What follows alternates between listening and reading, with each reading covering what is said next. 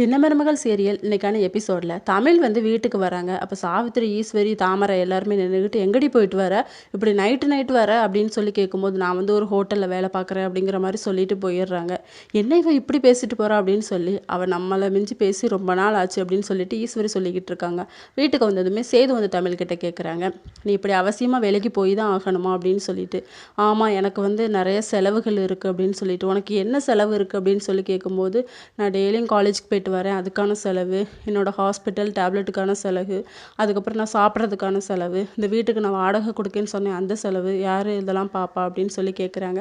நீ தான் படிச்சிருக்கல, பிள்ளைங்களுக்கு டியூஷன் எடுக்கலாம்ல அப்படின்னு சொல்லி கேட்ட உடனே, எத்தனை பேர் வருவாங்க, ஒரு பிள்ளைங்களுக்கு வேணால் ஒரு 400 500 தருவாங்க, மாதத்தில் 5000 கிடைக்கும், அதை வச்சு நான் என்ன பண்ண முடியும், அந்த ஹோட்டலுக்கு வேலைக்கு போனோன்னா இந்த மாதத்துல எனக்கு 8000 சேலரி தரேன்னு சொன்னாங்க, அதனால தான் நாங்கள் போகிறேன். சரி, நீங்கள் வந்து டியூஷன் அப்படின்னு சொன்னீங்களே, என் மேலே உள்ள அக்கறையினால தானே, அதுக்கு ரொம்ப தேங்க்ஸ் அப்படின்னு சொல்கிறேன். அதெல்லாம் ஒன்றும் இல்லை, உன் மேலே உனக்கு அக்கறை கிடையாது அப்படின்னு சொல்கிறாங்க.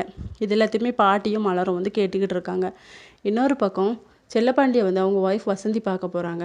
அப்போ நம்ம சம்மந்தி வீட்டில் நாளைக்கு ஒரு கல்யாணம் இருக்குது, யாருக்குன்னு சொல்லி கேட்டால் கண்மணிக்கு. அப்போ மாப்பிள்ளை யாருன்னு சொல்லி கேட்ட உடனே இந்த அட்ரஸை வந்து மாப்பிள்ளை பேரையும் சொல்கிறாங்க. அவன் சரியான பொம்பளை பொறுக்கி, இந்த கல்யாணத்தை எப்படியாவது நிறுத்து வசந்தி அப்படிங்கிற மாதிரி சொல்கிறாங்க. இதோட இன்னைக்கான எபிசோட் முடியுது.